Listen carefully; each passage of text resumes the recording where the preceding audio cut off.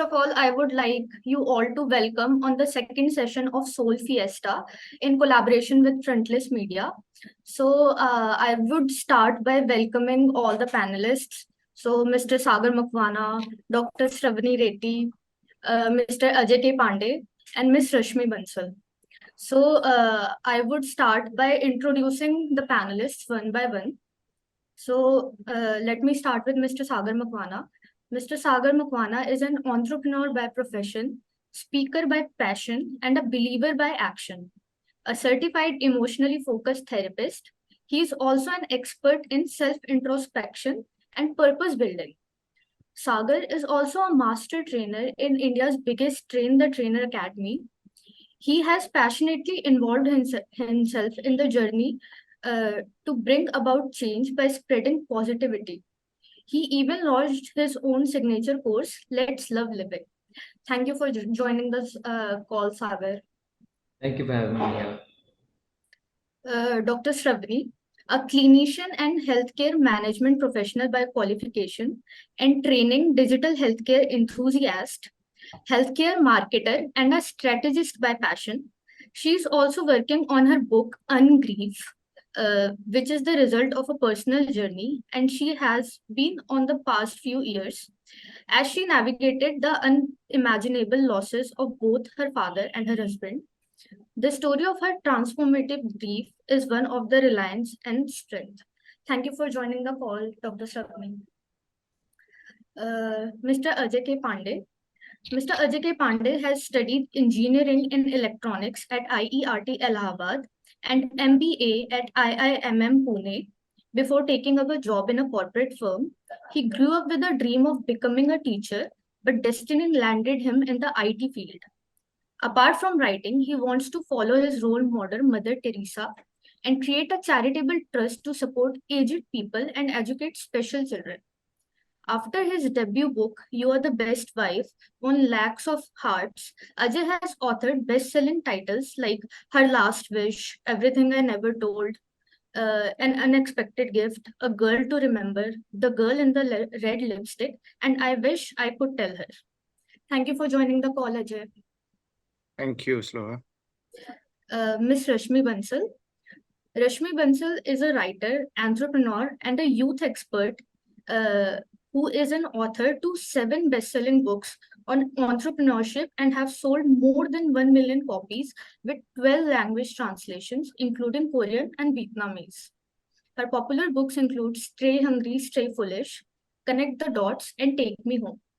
Her latest book, Saturday Stories, is a set of sparkling stories that explores the full gamut of human emotions, vulnerabilities, and truths, and captures the distinct spirit of our times. Thank you for joining the call, Rashmi. Thank you very much.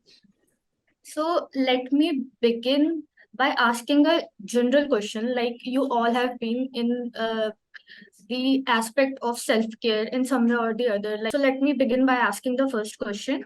What is your personal experience with self-help? What role has it played in your journey? So let me start by asking Dr. Sravani. Can you enlighten us? All right. First of all, thank you so much for having me today. So thanks to Soul Team. I feel like an absolute junior. I think I'm the only not yet published author with everybody else. God knows how many books you've written. So I feel very juvenile. But that's also the reason I'm happy about being on this panel today, that I get to pick a lot from you as well. So to answer your question, right, what is the role self-care has played or how it has shaped my journey, keeping aside the fact that I'm a clinician or a doctor and what kind of perspective I draw when I speak about self-care. I think how self-care has been important in my life is that's the very own reason and the only reason that I'm alive today. For the kind of personal journeys I've had and struggles I've had with my own journey of mental health challenges, owing to the losses I've had and otherwise also.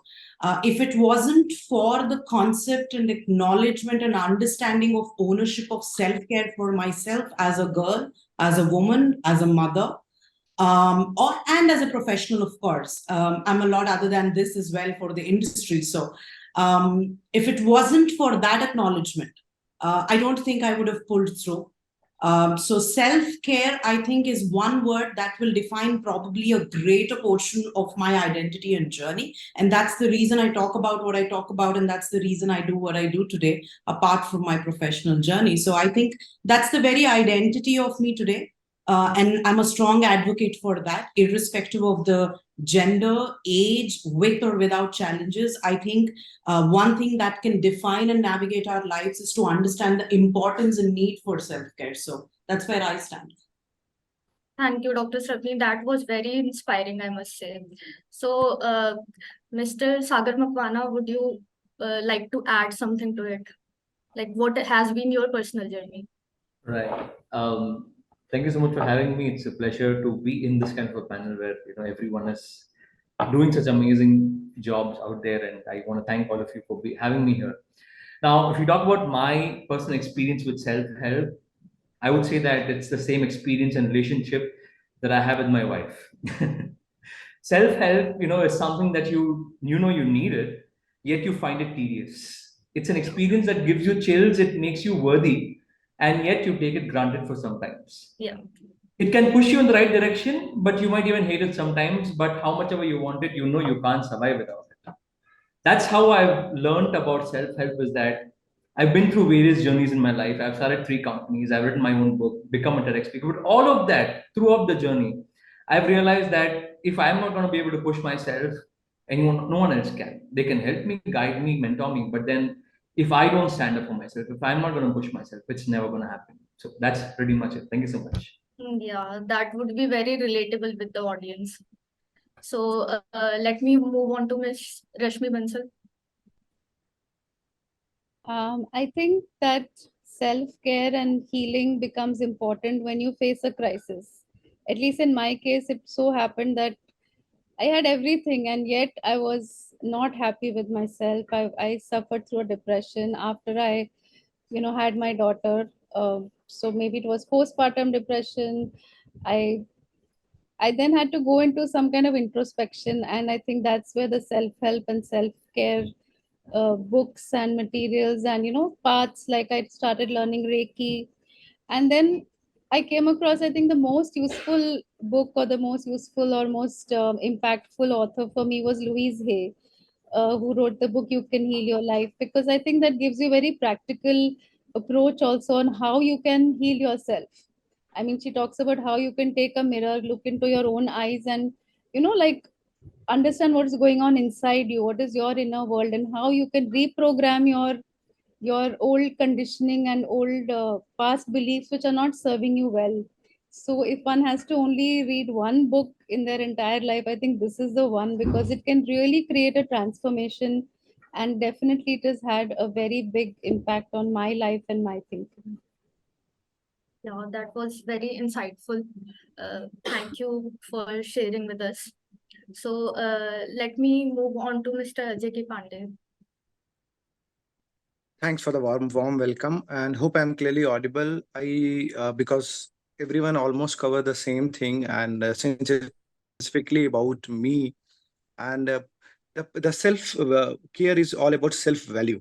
So I had faced a struggling life. I had lost my loved one, and then that ended up, and I ended up writing a book, and then I started valuing myself. So once you value yourself, you start connecting, you start feeling happy about yourself.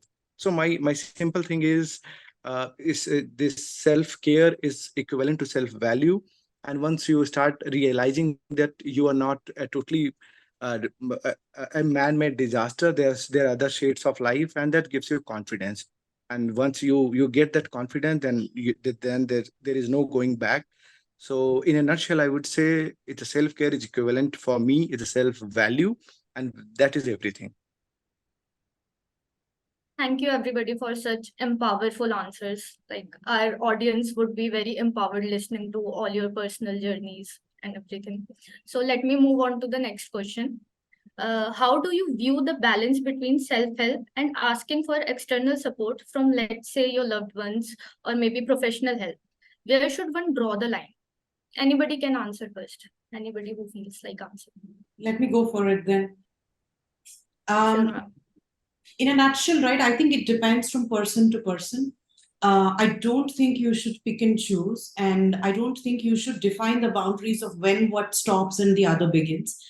Be it self-care and then seeking help outside, right? I think it's completely dependent on the individual that we're talking about, the capabilities that one has in understanding and acknowledging the challenges they face and how they find solutions towards it. Not everybody is wired the same way. Not everybody communicates the same way and acknowledges the same way. And everybody's understanding of the environment and a lot of these challenges is also not the same, you know. So I think it depends from person to person. I see it as different percentages every day when I counsel patients. Also, I work with a lot of terminally ill cancer patients as part of my business journey, right? So it depends on how one has been wired and understand their own journey of mental health or their own challenges. One could be somebody who's very, very driven within the self. Like I'm somebody who's driven very, very intrinsically. But then there are people, at times who are on the other side, who need a lot of push and support and help from the other. I think both are okay. But the key is this, right? Even somebody like me, someone who says that I'm driven intrinsically and this is how I find my strength, also needs to understand where's that tipping point where you need to seek help. That could be professional or it could be personal also, right? It could be seeking out your own family and friends as well, or groups like these, forums like these. I think the key is to understand and accept and say, I am not being enough here, I need help. I think to say that is the key. And for that, I think everybody has to go through their journey or kind of, learn from people and say that, oh, all right, I do need help now. Now I can't manage this anymore, which is completely okay. On the other side, like I said, a lot of people probably who start from the other end, who are not driven intrinsically, who need a lot of push and support. And some people who might definitely need professional medical help, pharmacological or non-pharmacological, because we do a lot of psycho-oncology counseling and therapy as well. Patients do need a lot of time. That's my area of business. So I'm talking about patients per se. I'm talking about cancer patients. I'm not talking about everybody and anybody who has a challenge. So I think it depends from person to person. We shouldn't be judging and biasing and creating and demarcating these things as where one starts and one stops. It depends on one to one. But the key is to identify where you stand, right? I might be somebody who's driven intrinsically, but probably I'm done and I'm at that tipping point. But do I realize that? Do I see help? That's important, I think. Yeah, the way you paraphrased it, like really made it simple. Like just by simply putting out that I need help, someone can basically, yeah. So thank you so much, ma'am. So let me move on to Mr. Ajay K. Pandey. Would you like to answer? Yes. So, so I do relationship counseling as well, and as doctor already said very clearly that once you realize that you need help, half of the things is sorted, because once you realize that someone is there to help you, you start seeking someone more certified, someone already had more experience into all this field. So, but the real problem that most of them first they consult with their relative, their friend, and they have their unbiased opinion, and they'll end up into different kind of a struggle. So yes, acknowledging that you need a help is the first thing, the first best thing I must say. Second thing is there is a law. I'm just figuring out what is the exact name of that law, that they shall write their problem on the piece of paper. So once they will write their problem on the piece of paper, they will put up some thoughts. You are not one. Suppose I am asking something to you, you'll describe your problem in 10 lines. End of the day, the problem, if you can define in one line, it means you know your problem, and there comes the cure. Once you know your problem once you can describe your problem in one line, of course you are automatically heading toward the solution. So these two things are very significant. If someone can done, they can do some retrospection, apply their thoughts, whatever that make them struggle, and they can write a problem. Of course they are seeking for some help, the other person is there to help them. So the journey will become easy, smooth, and it's a self-driven. So basically, you need to simplify the problem in order to find a solution, right? Not simplifying, you have to think about what the problem. Sometimes you think that problem is suppose you are depressed, that everything is negative around you, but that might not be a problem. That might be a problem that your friend stopped talking to you. So that can be a problem. So you keep on asking why it is happening. So first why will tell you another another reason, and then there will be second why this is happening, why I'm not talking to anyone, because I don't have anyone to talk. Then why I'm feeling lonely, because my friend might have not available with me. So this 2 or 3 times why will land up into the real root cause. So finding the real root cause, describing your problem in one line, you have solved 50% of your problem. Thank you so much, sir. Let me move on to Rashmi ma'am. Ma'am, would you like to add something? Yeah, I think that, this idea that we'll talk to our friends and relatives is good, but we cannot talk to everyone. We should have a close group of 1 or 2 or 3 people who are like, more like our soul friends, whom we can share with freely and who won't judge us. So we have to cultivate some 2 or 3 such relationships where we can open our mind and heart. And also, when we are telling them, we are also going to be open to receiving from them. So there is a give and take. See, if every day I come and True. keep telling you my problems, the other person will also get fed up. So it is something like a soul sharing where we connect and we are able to help and guide each other, which now in today's world is quite rare because everybody is Yeah. so busy, and we lose touch with our very old friends. We put more importance to our career and our day-to-day daily life. So we have to take out time, to have these deep relationships. But of course, there may come a time when we are in need of professional help. I have gone more than once to professionals for help. So we need to realize if I'm feeling sad for a short while due to some particular reason, it's fine. But if it goes on for a longer time, then maybe I have a clinical depression. So I need to consult with a psychiatrist, go for therapy. So I think it depends on the severity of the problem, and at this time also the people who are really close to you will be able to say that, look, I think you do need the professional help. But it is important to have this 2 or 3 people in your life who are non-judgmental, who care about you, who will tell you the truth, and who Hmm. will, always be there for you. And you have to be there for each other. It's not a one-way street. Yeah, true. So what I'm getting is you shouldn't really draw a line. You should just introspect and listen to yourself and your loved ones, basically. Yeah. So Sagar sir, would you like to add something to it? So drawing the thought from what Rashmi ma'am said, I believe in this concept called causal interdependency. Now, see, as human beings, we are meant to be interdependent in a lot of ways. And how we lift each other up is important for the whole of humanity, I would say.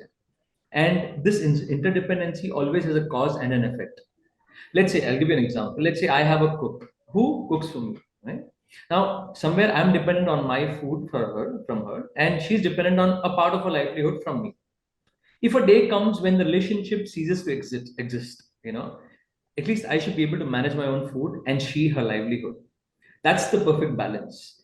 External support is important for us as human beings, otherwise we will fail to lift each other up. But at the same time, we should not become at the point where we start depending on someone else completely, where we are not able to even survive. I think that's where the biggest problem arises. Where if we learn to manage ourselves, but at the same time know that we can always be together in this journey that's called life.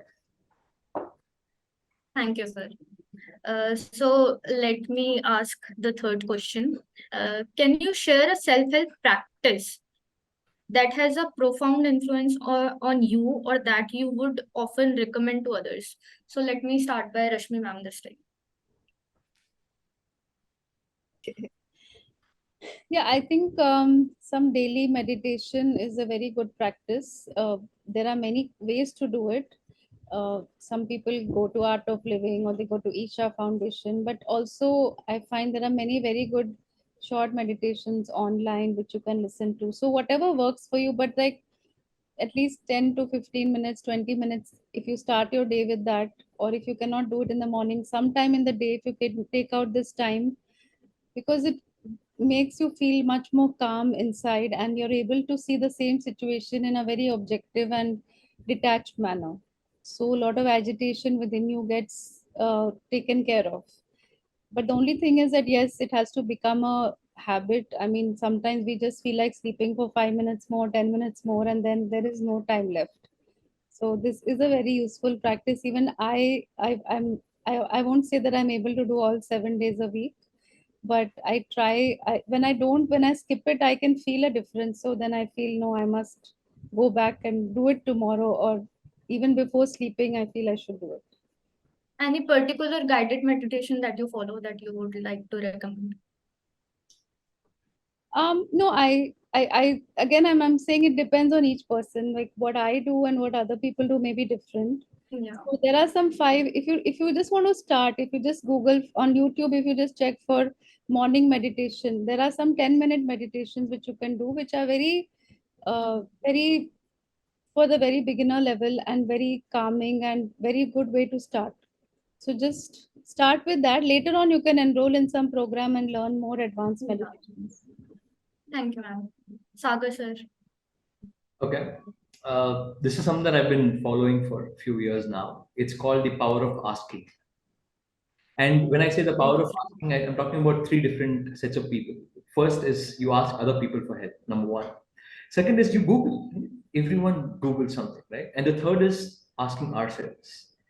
We're afraid to ask questions to ourselves because we're afraid of the answer. Okay, what will come out of that? No, when we ask a very difficult question, why do you not work out every day? We know the answer, but we don't want to ask that question to ourselves because we feel that the answer might, kind of put us in a very negative connotation. So when you tend to ask, that's when things start opening up. The curiosity should never die. You should always have the power to ask. Let me give you a quick small example here. So I don't know if you're aware, but I'm a two-time TEDx speaker. But do you know how I actually got to be a TEDx speaker? Is that one day I decided, okay, let's see how I can become a TEDx speaker. I just went to Google and asked how to be a TEDx speaker. That's exactly what I did. And you won't believe that day the answer that Google gave me actually got me on that TEDx stage. No jokes, nothing else. That one answer actually helped me get on that stage. But the thing is, people don't even ask. I mean, I know a lot of trainers and coaches, they want to be TEDx speakers, but you ask them, out of 100 people, how many have actually Googled how to become TEDx speaker? Maybe one or two people will come. The power of asking is so Yeah. powerful, is sometimes we just don't do it because we feel Yeah. no one has the answer, is what we feel. Yeah. Sir, you wouldn't believe this is my first live session, and I wrote the same thing to Google before taking this session. So I can relate to it pretty much. Power of asking. Thank you so much. Okay, Dr. Sabri. Well, I would have definitely started off by one of the mindfulness techniques, but I think since Rashmi ji has already started off on that note, I'd like to add on something else rather than just kind of, repeat and say the same things. There are a couple of things, again, my own personal practices across the previous years, which have kind of helped me get to where I am in terms of mental peace and sanity, so to say, is one is you will find me less digital or virtual and more in the real world out there. So if I have an hour at my hand, I'm either working out on my own, but not in a gym, not using an equipment, but you'll find me running in my garden or doing my own stretches in the way that I've learned yoga in my garden. But you'll not find me inside four walls. That's one thing. You'll always find me in the open area. So one thing that I've picked up very, very strongly, and that's probably the next narrative I will talk about eventually in the years to come, is how do you get back to the life as is by getting back to nature, right? Because most of the healing happens there. So one mindfulness practice or one self-care practice that I do is I stay away from gadgets and digital as much as possible. Though I'm very, very active on social, that's the minimum engagement and commitment I give to. So you'll find me picking up a library book and smelling the pages and reading the book and making notes, but not on Kindle. You will find me singing or dancing with my child, but not playing something on a gadget. You'll find me working out in the open spaces with no equipment, but not with any machinery. So this is one thing that I am a very, very strong advocate for. Take your shoes off, go barefoot onto your gardens, find some grass, do whatever you want to do, spend time with the nature. That's the best cure for a lot of things. It has helped me. So those are the solutionings that I would talk about. Second, I think since Sagar did bring about some fancy technology and words and jargons that he's throwing around, I'll throw a simple technique that one can apply. Learn to say no. That's the best self-help and self-care technique that you can ever learn in life. It took me a long time to learn. The day we've learned to say no, not just to people, not just to environments outside us, it begins from saying no to a lot of things our own head and mind wants and body wants and says yes to. The day we say no and start saying no without any pretense, without any hypocrisy, without any worry of being judged, I think your half battle of the life is won. At least my mind has found its 50% of the peace by saying no's to people, to dear loved ones at times, to myself, my own needs also. No, this is a no. So this 1 hour I'm going to be here in the session, which means no to everything else. Doesn't matter what, why, how, right? But that's saying that no, right? Because a lot of, this is the question I'd like to leave everybody with. A lot of times the yeses that we say is because it's supposed to be a yes, not because you necessarily want to. And that starts playing, that starts acting. So that's another probably a simple thing. Learn to, Sagar said, start asking. I'm saying, start saying no. So you definitely have some very impressive techniques. We definitely want a book on this next after your first release. So, Mr. Ajay K. Pandey. Yes, so Dr. Sravani covered it very well, and I think I also need to learn this art of saying no. But coming to the question that what I'm doing for this mental calmness and daily practice, of course, there's a nature walk. So what I try to do that 1 hour in entire day, maybe half hour in the morning and half hour in the late night. So I go for a walk. I play my favorite music, and then the rest all means I don't check Instagram and other stuff. I go for a walk, and my mind keep on running, keep on consuming my favorite music, and that is my way of mindfulness. And I think I have suggested so many folks who are coming for me for relationship counseling. If you have that minimum practice of walking alone, and of course going close to the nature, if it is possible, go in a garden, go on a mountain, or track a little. So this kind of things is possible, then it's doable, and it's achievable, and they must do at least this much.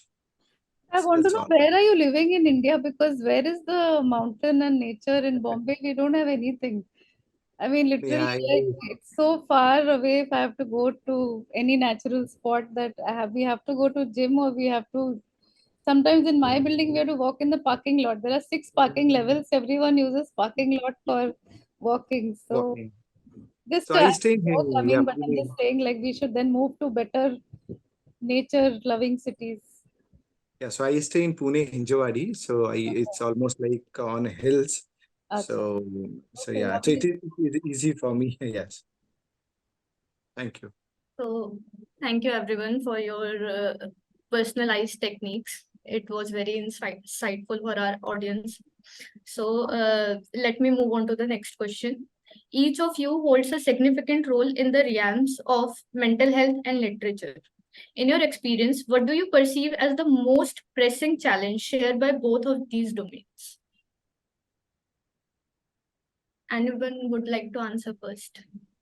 So you're talking about writing journey, if I'm saying, and publishing it and promoting it.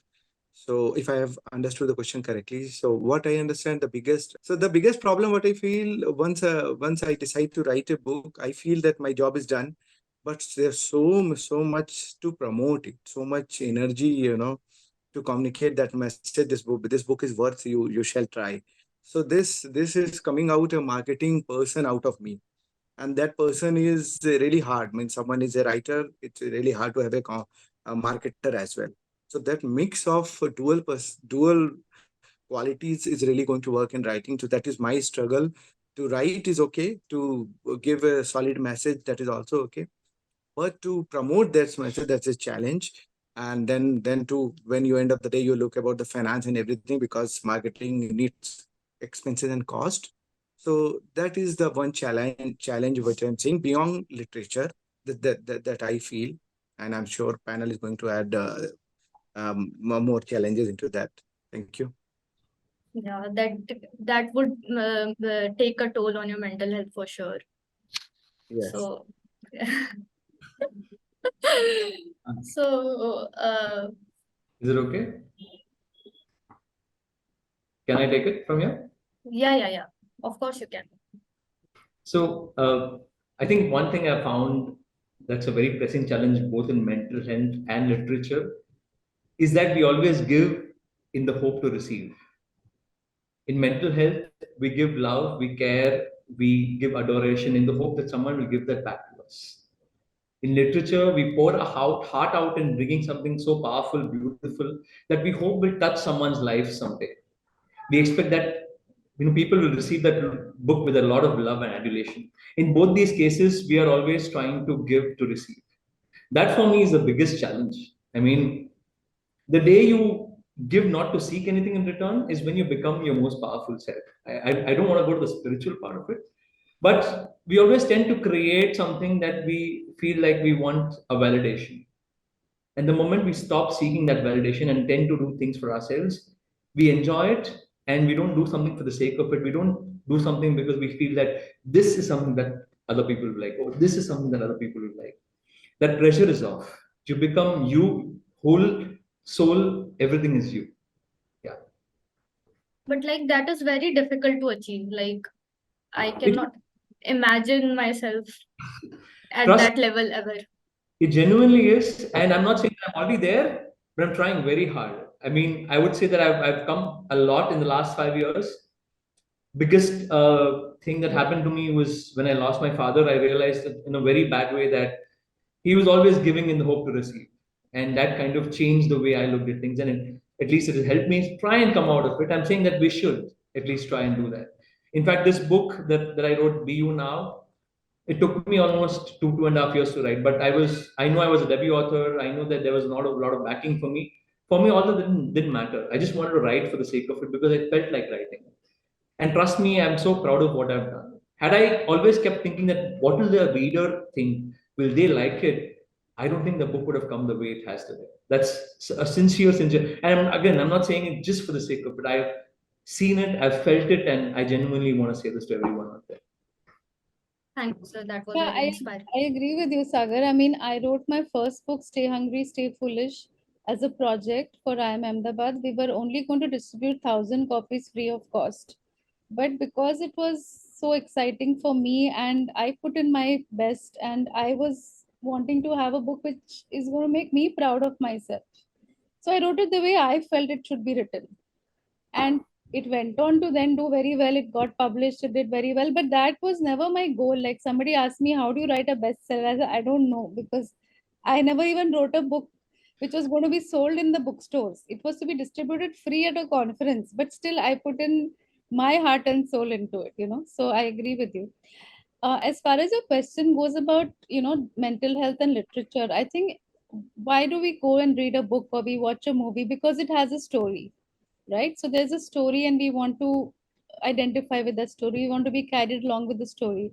But what we don't realize is that each of us is living our own story. Everyone has a story. And sometimes the root of mental health issues is in the story we are telling ourselves. We have created a story in our mind about our life. Maybe we find everything to be, you know, I mean, the story we've created is a very pessimistic story, or it's a very you know, story in which we are beating ourselves up and saying, no, I'm not good enough. So if you're living out that story, then your life will be full of mental health challenges. So you have to rewire your brain and change your own story. Now who's going to write your story is you. Nobody else can write your story. You have to pick up the pen and write your own story. Of course, sometimes we are doing this story writing to please others, like parents want, society wants, so we're letting other people dictate our story. So basically, if you change your story, you change your life. The way the author has a power to create any story that they want, like I can make up a character and take that character on a journey. So you are the character or you're the hero of your own journey. And you know, all these things we are discussing about different techniques, different ways of, you know, addressing the problem are finally going to help you to craft your own story of your own life the way you want it to be. Basically, you need to change the perspective, right, of looking at things. That's a lovely point, Rashmi ji. And I'm so happy to hear that backstory, by the way. I never imagined that this could be the reason behind a million copies sold. Thank you so much for sharing that. Thank you, ma'am. Dr. Sravani. So being very, very specific to the question you've asked, challenges pertaining to literature and mental health, right? I'll start with literature. In a way, I think Sagar has already said what I'm trying to say, but this is my answer as well, right? I think one of the biggest challenges, at least because for someone who doesn't come from any background of writing, I'm an entrepreneur, a doctor doing something else, right? One of the challenges I see, and I've seen, and I'd like to acknowledge, is one, how do you stay true to the thought of the idea, the originality that you thought about that you wanted to pen, and why did you want to pen that? To be able to stick to that till you make sure you finish and execute and release your book, and then see what happens with it. I think that's the truest of the journeys, and I think that's a challenge. And I'm not sure, and I'm being very, very honest and humbly saying that, and I'm not sure how many books come out like that, because one of the challenges I have faced, and I still do, is, madam, you're an entrepreneur, you're an investor, why are you writing? This is somebody else's job. There are people who are good at writing, they should be writing. You've never written before, so you shouldn't write. And going back to what Rashmi just said, right? It is my story to tell. It is my thought to put out there. Now, I may not be as wonderful, as great as everybody else on this panel could be when it comes to technicalities of writing. But if it's my story and my narrative to tell and how I want people to find help from it, then I think it's my responsibility to see that I stay true to that thought and make sure it's written. If we go back and think that it's people who are good at writing who will write, who are good at something who will do that, I don't think we will be seeing the kind of world we are seeing. So I think staying true to your idea is important. I think that's what Sagar was also trying to say, and in a way Rashmi was too. That is one challenge I see, that you write for yourself and not for anything else at all. Second, you also asked about what is one of the challenges that we would want to talk about when it comes to mental health, right? I think there is so much talk but very less solutioning and action when it comes to mental health, because this is a very, very sensitive area and concept, because there is a lot of therapeutic intervention that comes into play as well. And we have stringent laws today in the country, and rightly so. Talking about is one thing in a small group. Opinionating about something in a small group is one thing. But to sit out there on a social platform and talk about depression like how you define it and treat it is not okay unless and until you're trained and certified. There is so much conversation and talk that goes on. One of the challenges I see, and we keep discussing in forums also in policy making, is how do we ensure that we have the right filters on, that it works towards rightful solutioning and trained solutioning, and not just a random, a conversation or a talk. I think that's the other challenge with mental health. I think the previous decade, the challenge was there weren't enough conversations. Thanks to social media today, everything is discussed so much, which is good. I'm happy about the conversations happening. But I think solutioning will happen when people who've been there, who've been trained to do that, or rather people who've been working in that space come together and build policies and create them into solutions. I think that focus one shouldn't lose. I think that still is a challenge with India. That is why none of the mental health startups or companies have been able to succeed in penetrating into the market. This is because the solutioning is not structured and rational. So I think that's another challenge. But the conversations are good. Thank you so much, ma'am. That was very well spoken. So let me move on to the next section, where I would ask specific questions written for the panelists specifically. So I would like to start with Mr. Ajay K. Pandey. Ajay sir, your books have touched the hearts of many readers. How has writing and storytelling been a form of self-help and personal expression for you? See, like we are discussing about mental health. So my first book, You Are the Best Wife, it's a outcome of loss of my wife. When I lost her, I was depressed, and I had so many questions, so many burning thoughts around that. So first big book, if you see, it's all about my diary. I started writing my own diary. So and then of course that translated into a best-selling book. So that during that writing journey, I noticed that what we struggle, we highlight what life has taken away from us. Okay, so when I started writing my journey, I realized that life has given to me so many things. Maybe life has given they're the best person whom I lost. So in that journey, it looks like it started working like a self medicine. What I lost, that was given by the life. I was totally against to God. I still don't believe much on God and other things. But if I need to think in this way, that God has given to me and God has taken away. So everything is going into that. You start realizing what life has given to you. So personally, when you're talking about the writing that book, so that book is given me a lot of self self awareness, self retrospection, and self realization, and that made me calm, composed, and understood the way life works, and let it go. Like the show must go on. So many things you have, so many things you lost, so many things is still to come. And when once you realize this, once you realize your entire life, once you go back about your journey, then it helps. In nutshell, I would say, if anyone is struggling like this, I need to advise someone.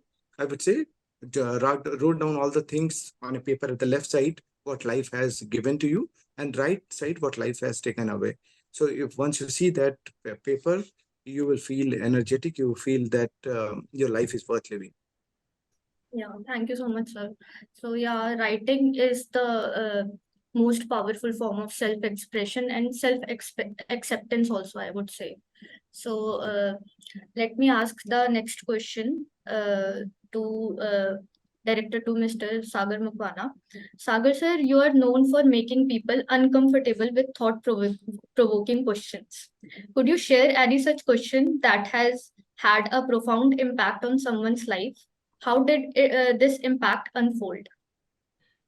No, you're just fueling fire into Dr. Shravani's thoughts. Saying that Sagar is full of jargons. He wants to say power of asking and all that, but okay, still going into it. This is one incident that happened. I think Ajay would be able to relate to this. It happened that I was counseling or coaching one of my clients who was a very confident person, and he was managing his work well, his family well. He was personally fit. He was great at whatever he did. But there was one thing that was very clear about him. He had been only in one relationship in his life, which ended dramatically. And he's about to turn 30. And currently, he's not in a relationship. So one day, I just asked him one question. I asked him if he wanted to be in a relationship. He said, yes, I definitely want to be, but I don't feel like putting the effort into it. I just don't have the time. It's just too much of my effort. I don't want to do it. Yeah, that's okay. I have enough things to do in my life, anyways. So I asked him just one question, and I want maybe all of you to think about this: is that are you scared of taking the effort, or are you scared of the pain that it might cause you? That one question just opened up a Pandora box. And he's like, Sagar, don't ask such questions. I don't want to know what you're saying. But it happens to us is that we run away from something because we feel it will cause us pain, consciously or subconsciously. And that one question kind of opened up that thing for him. And in anything, be it your health, be it your relationships, be it your personal, mental health also, the biggest concern is that we always want to run away from that thing. We want to distract ourselves time and again. And sometimes it's just these questions that my clients come to me for, because they're like, Sagar, I know that you will try to open up something, even though it'll hurt me sometimes. It's good to maybe open myself to it. So that's it. Thank you so much. So, sir, I would want to know, where will people get such questions from? Like, Read my book. It's full of questions. I've made it so simple. It's for you now. Every chapter is only with activities. I have not said anything. I don't want to give advice. I'm not fit for it. I can ask questions. If not, follow kar lenge hum. I will definitely give it a read. Thank you, sir. Okay, so my next question would be directed to Ms. Rashmi Bansal. Rashmi ma'am, your books have inspired countless entrepreneurs. How does entrepreneurship itself embody the power of self-help and personal initiative?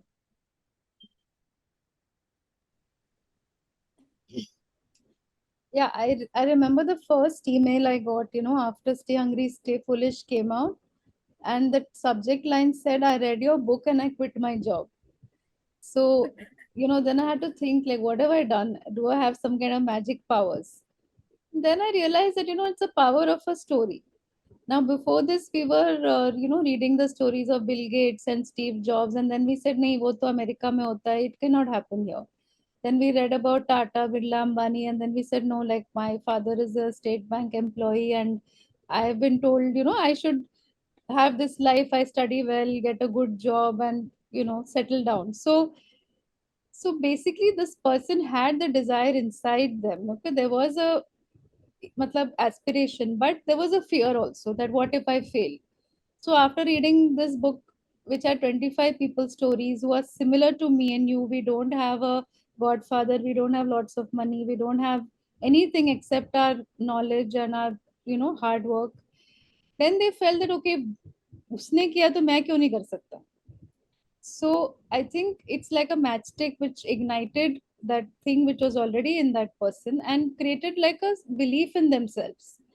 And then also the idea that okay, if I fail also, so what? Some people in that book have failed and they've restarted their life. So you got a glimpse into what it could be if you do it. So I think that what people got from my books really was the idea that anyone can be an entrepreneur. You don't have to be born in a business family, you don't have to be born with lots of money.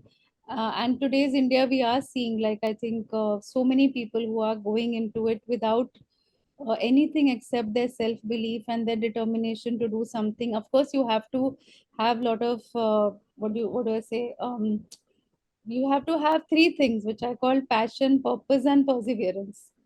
Easily नहीं होता है लेकिन कर सकते हैं. So I think without ever meeting me personally, I have come across many people. Recently, my cousin's daughter went for a matrimonial proposal, and that boy is telling her, "Oh, I read this book 10 years ago, and because of that, I became an entrepreneur."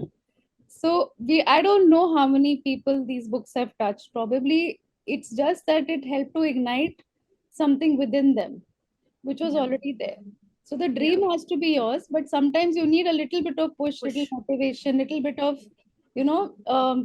some kind of validation that look, people have done it before and you can do it too.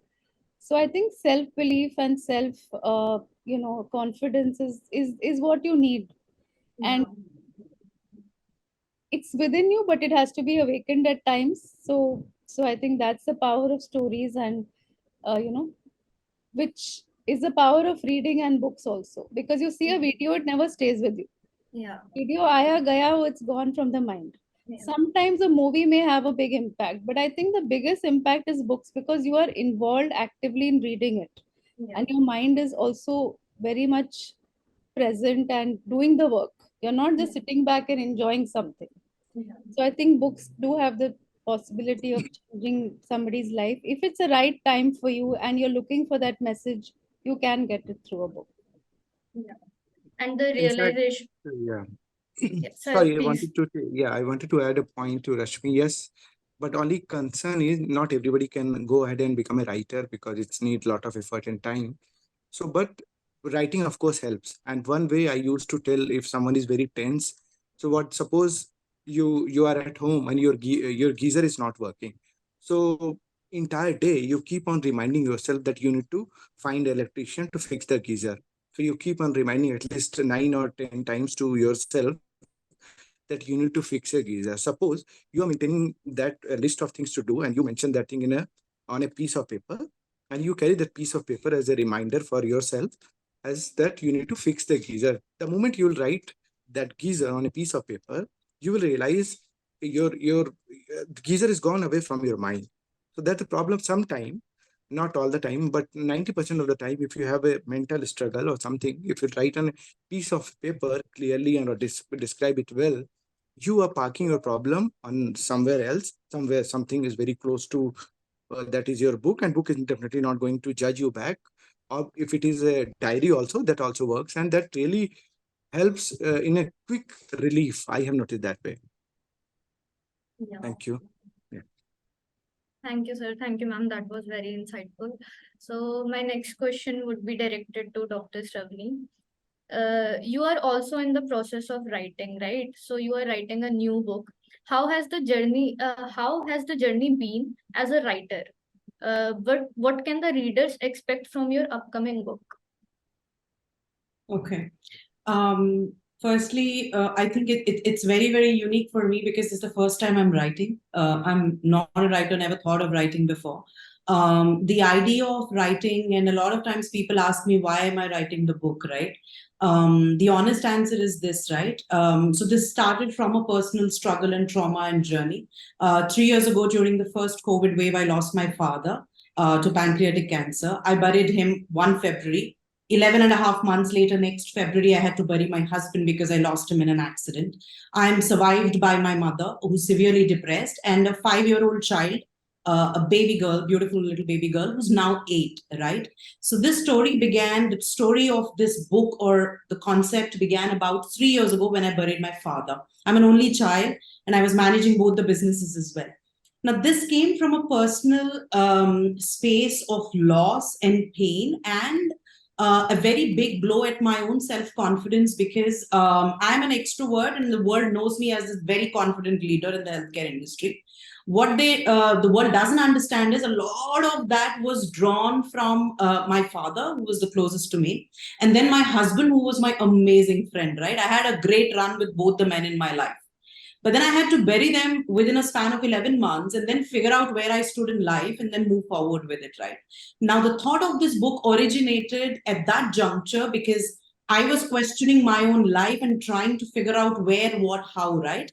And during that episode, I also had a partial paralysis on my right side. This was in 2021, post my husband's loss. I was bedridden for about 6 months, unable to get up, walk, write, hold anything, right? Now, when you hit a point like that, you want to get up, but you have no strength. You either have somebody else to come and pick you up, which would be wonderful, you'd be looking out. But I was looking at a 59-year-old depressed mother and a 5-year-old child. Neither of them were able to kind of, I know they can't help me. But I know I am this 35-year-old self, which has this life behind her, and I'm sure a greater purpose ahead. But how do I find that strength to get up and motivate myself, right? If there's nobody coming. I had to figure out a way to look at within me to find those words of hope to lift myself up. So the book, or the concept of the book Ungrief, began in that bed thinking, will I make it or not? If I make it, how do I go about with life? How do I find my strength? I had to write my own words of strength and hope. So I started penning. Initially, I couldn't even hold a phone, so I would pen it in my head, wait, narrate it, speech to text. Then a few months later, I started penning it as blogs on social media and started gathering content. Then I thought this is not enough. So the reason I'm writing the book, first reason, was to help myself that this is who you are. This is how you transform your grief into something stronger in your life. You're bigger than this. You're made up for something better. I had to narrate this to myself. So that was the first reason. Second reason why I started the book was for my 5.5-year-old little girl. I had to leave her with something that the strong words, at least, if not anything else, that she will find the hope and strength to move forward in life if I fail to do so. So I've written it, started writing it for her. And thirdly, lastly, and not the least, right? I know there would be so many out there. And I know there are wonderful writers like Rashmi Ji who've written amazing books of power and, strength, right? But I knew that, even if it mattered to one more person like me to be able to get up in their life, my job was done. Because मेरे लिए बहुत साफ था, मैं खुद के लिए लिख रही थी. I wasn't writing it to sell. I was writing it for myself and for my child. But then I thought, maybe this can help people. So I started putting more content out there, more blogs out there, started engaging with people. So how this journey of book has come about is through my own need to hear the words of strength. And I'm someone who's very, very intrinsically motivated. So I had to hear it either from somebody too close to me, both of them were gone. I had to hear it from my own voice, which I know is very, very strong. So I had to tell myself. And I'm very honest about this. I would write and read it out loud for myself. I still put out my blogs and read them out. I put out my own videos and watch them at times. And I know it gives me hope still do, my own voice, right? And that's what I've been writing. So the entire journey has been, I don't think the journey is finished. I've just begun. I have a very long way to go. And I have announced the book last February because I lost both of them in February. And February kind of became this mammoth in our lives, So I said last Feb 2023, I said, ye bahut ho gaya, I'm going to redefine my February. and rewrite my stars. That's what I've called the campaign. And I said, here's what I'll do. I'll start writing, but I'll make a public commitment, so I will stick to it. Because I met an amazing author on a flight to Bangalore a year and a half ago, serendipity, right? Somebody who's published something amazing in the world, and I had no clue who he was. He was sitting next to me. He said, Shravani, unless you put a date, you will never finish a book. You'll keep thinking about it. And I'm so happy that I met Sahil. This is Sahil Mehta, who's a coach and a writer. I met him on a flight. I said, okay, here's the date I'll put. This February, I'll announce it. Next February, I'll make sure I release it. So my book is due to release in February. I hope we make sure we do that.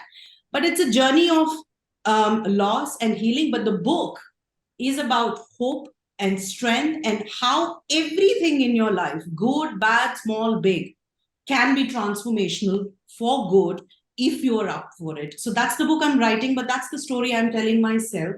And in a way, come Feb, I'd like to kind of, tell both my men that, hey, you know what? I've penned this, I've come here, I've told myself enough.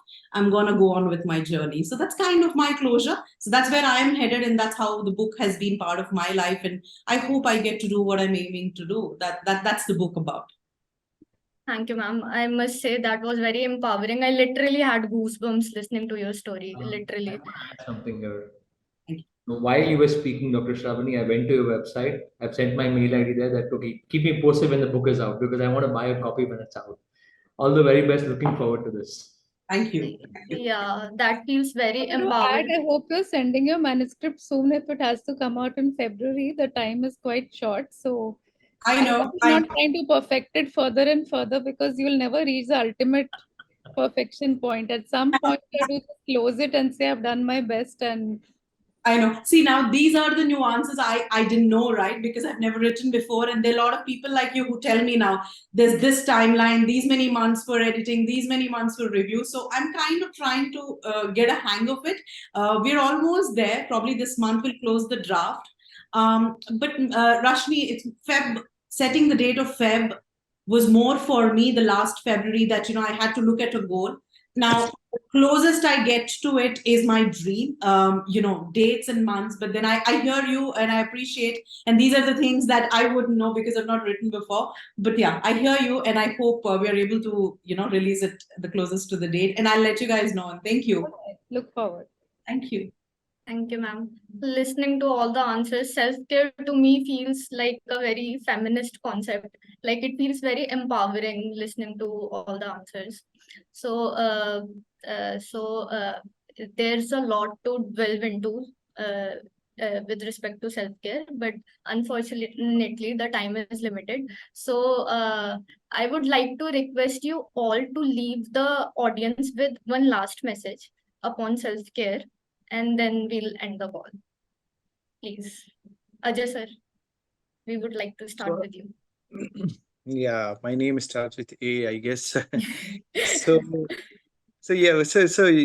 just one thing, don't just realize the worth, realize what your own capacity, and don't go into the negative of like everything is like that, everybody is negative, everyone is, here for your benefit. So all these things, if you left aside and just think what life has given to you and what is the worth of yours, if two things you keep in mind, your life will be easy and smooth. All the best. Thank you, sir. Rashmi ma'am. I think we all have to remind ourselves that we love ourselves exactly as we are. Like you keep on thinking, I love myself when I'm better, or when I'm thinner, when I'm more successful. No, I have to love myself exactly as I am today. Of course, I have scope to improve, but that doesn't mean that today I'm not worthy of loving myself. If I don't love myself, who will love me? Other people are not going to come and love me if I myself think low about myself and I think I'm no good. I don't think we can expect others to then value us either. So first, love and value yourself. And again, for this, Louise Hay's, techniques of doing affirmations, of rewiring your thinking are very useful and important, and anyone can do them. If you can't afford to go for therapy, also you can just Google for her and find out whatever she said. It's in all different blogs, YouTube channels. So just love yourself exactly as you are. Thank you, ma'am. Sagar sir. I'm going to keep it short and crisp. I think for a long time I've been weighed down by a lot of assumptions about how the world works. I've been told a lot of times what I'm supposed to do and what I'm not supposed to do. And I think it took me a lot of time to come out of it. And I want to tell this to everyone, just be you now.